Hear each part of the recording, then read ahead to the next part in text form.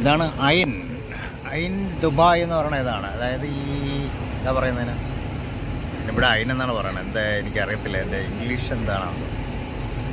എന്നാൽ ഇതിങ്ങനെ മൂവ് ചെയ്തുകൊണ്ടിരിക്കുകയാണ്. ഇതിൽ ഒരു 45 ഒരു റൊട്ടേഷൻ കംപ്ലീറ്റ് ചെയ്ത് വരാനായിട്ട് ഒരു 45 മിനിറ്റ് എടുക്കും. അപ്പോൾ അതിനകത്ത് കയറി കഴിഞ്ഞാൽ 45 മിനിറ്റ് കൊണ്ട് അവിടെ ഇരുന്ന് ചർച്ചകൾ, കമ്പനിയുടെ ഡിസ്കഷൻ അതെല്ലാം നടത്താൻ പറ്റും.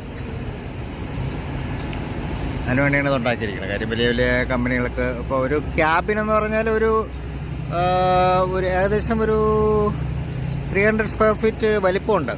അപ്പോൾ അതിനകത്ത് വിശാലമായിട്ടിരുന്ന് ഇപ്പോൾ കമ്പനികൾക്ക് വേണ്ടെങ്കിൽ അവരുടെ ബിസിനസ് മീറ്റിങ്ങുകൾ നടത്താം, അതൊക്കെ ചെയ്യാൻ പറ്റും. അതാണ് പ്രധാനമായിട്ട് അവർ ഉദ്ദേശിച്ചിരിക്കുന്നത്, അയിൻ ദുബായ്. അപ്പോൾ നമുക്ക് കുറച്ചുകൂടെ നോക്കാം. ഇപ്പം ഫുള്ളാக കാണാൻ തന്നെ ഇത്രയേ ഉള്ളൂ. ഇന്ന് പ്രോപ്പർട്ടി ഷോ അല്ലേ, അപ്പോൾ ഈ വരുന്ന ആൾക്കാരെല്ലാം അതിനുവേണ്ടി വരുന്നവരാണ്.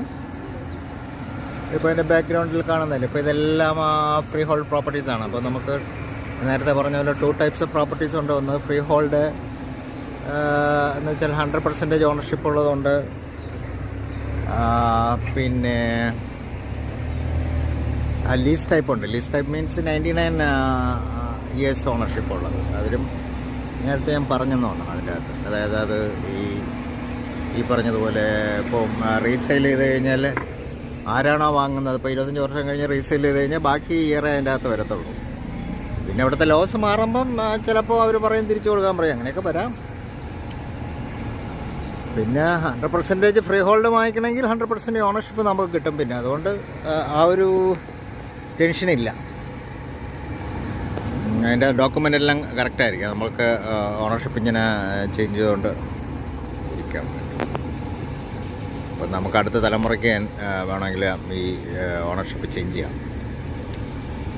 നമ്മുടെ ഇപ്പോൾ എത്ര കാലം നമ്മളൊക്കെ ജീവിച്ചിരിക്കും. അടുത്ത തലമുറയ്ക്ക് ഓണർഷിപ്പ് ചേഞ്ച് ചെയ്ത് കൊടുക്കാനുള്ള പേപ്പർ നാട്ടിലുള്ളതുപോലെ തന്നെ ഇഷ്ടദാനം എന്നൊക്കെ പറയും പോലെ തന്നെ ദാനം ചെയ്യാൻ പറ്റും.